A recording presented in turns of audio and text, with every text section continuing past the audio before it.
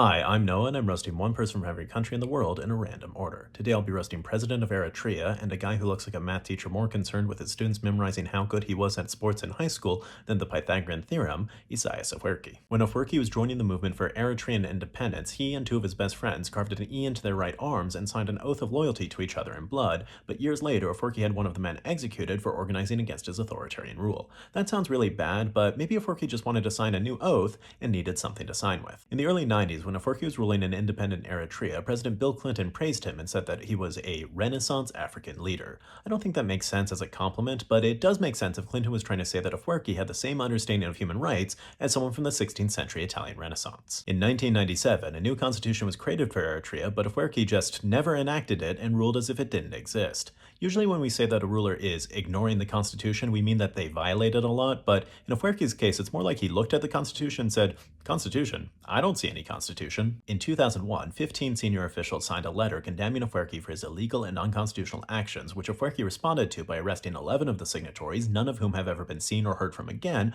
while the remaining 4 are in exile. I cannot believe Afwerki would do that. Who would have believed that he'd let 4 people escape? In 2014, after 17 years of ruling as if the constitution didn't exist, Afwerki declared that the 1997 constitution was dead and that there would soon be a new one, but so far nothing has happened. I know that's not surprising, but I'm still worried. If Eritrea hasn't had a constitution since 2014, what has Afwerki been ignoring for the past 11 years? In 2010, when Afwerki was already in his 60s, he was asked when Eritrea would have elections and said, "Let's give it 3 or 4 decades." That might sound bad, but I choose to be an optimist. In 2050, there will be elections that are rigged in favor of the 100-year-old Afwerki. Alright, please consider donating to help the family that I sponsor in Gaza. If you'd like to support me or watch bonus videos, please check out my Then let me know who to roast in your country, and join me next time when I'll be roasting President of Angola and a man seen here rating his human rights record out of 10, Jose Eduardo dos Santos.